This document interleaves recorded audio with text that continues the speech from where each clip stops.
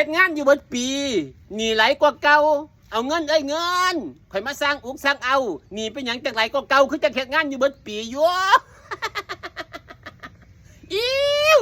เงินแต่เด้เพิ่นว่างานคือเงินคืองานแต่ว่าเฮ็ดงาน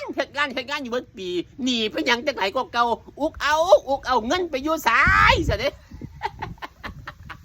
เงินก็จะมาอยู่ใส่เฮ็ดงานอยู่เบิดปีหนีเป็นหยังจังไหลกว่าเก่าสร้างอุกสร้างเอาหนีเป็นหยังจังไหลกว่าเก่าคือจะเฮ็ดงานอยู่เบิดปีอยู่ซะเด้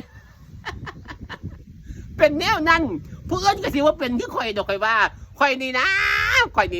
ทำมาหารับประทานเฮ็ดงานอยู่เบิดปีจังสั่นจังสี่พลิกวิกพลิกวินหนักก็บ่ได้เศร้าเบาก็บ่ได้ว่างย่างก็บ่ได้หยุดสู้ไปสู้มือแต่ว่าเงินจักไปใส่หนีเป็นหยังจังไหลกว่าเก่าซะเด้อ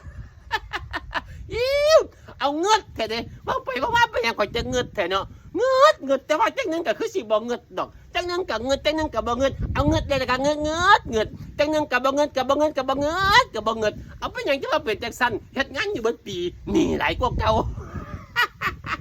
อิ้วผู้อื่นเขาน่ะนะผู้อื่นเขาอันน่ะเฮ็ดงานเบิดปีบ่จักมีรถมีลาบ่จักมีบ้านมีเฮือนบ่จักมีเงินเก็บเงินกำในบัญชีแท้เด้อันหมู่พวกรุ่นเดียวกันนี่ก็ได้มีแต่ผู้ใดดีหางมีดีได้เจริญรุ่งเรืองบ่สู่หูสู่คนบัดข่อยนี่นะเป็นหยังจังยากจังทุกข์จังจนอยู่แบบนี้อยู่บ่เศร้าจักเทื่อแท้เงิน อิ้วเอาไปจักสิเงินไปฮอดใส่ทำไมยังไงที่ไหนเฮ็ดแท้เด้เป็นคนดีแท้เด้ในอกในใจก็คิดดีทำดีจิตใจประเสริฐเลิศเพอร์เฟกต์ผู้นึงผู้เด้อันคิดว่าเจ้าของนี่ก็ได้แต่ว่าทำไมเฮ็ดงานไปนี่เป็นหยังจังหลายกว่าเก่าแท้เด้ ข่อยก็อุกข่อยก็เอาข่อยก็คิดอยู่จังซี่เด้ว่าเข้าใจเจ้าของไม่เข้าใจเจ้าของเลยอันทุกมื้อนี่ก็ได้เฮ็ดไปซื่อๆเวียกงานการสร้างแต่ว่าก็เฮ็ดไปง่วงไปคิดไปทำไมยังไงที่ไหนเงินเจ้าของไปกับปานนั้นก็สร้างว่าเป็นจังซั่นเฮ็ดงานเบิดปีนี่ทำไมต้องหลายกว่าเก่าซะเด้ เงินอุกอังเอาบัดมูเขาน่ะนะมีแต่ผู้ห่างผู้มีเจริญเติบโตรุ่งเรื่องเจริญก้าวหน้าในอาชีพการงานปัจจุบันโตฉันเป็นอย่างอยู่เพราะซ้ำนี้สันนี้หรือว่าเป็นน้ำอย่างเป็นน้ำเวทน้ำกำตีเขาจะเป็นน้ำเวทน้ำกำกับสิเบิดซะสู่มาหลายละเฮ็ดมาอะไรล่ะเรียกกำกระไดก็ใส่มณีหลายละเบิดสมเพราะเบิดกับเบิดทั้งกำกระได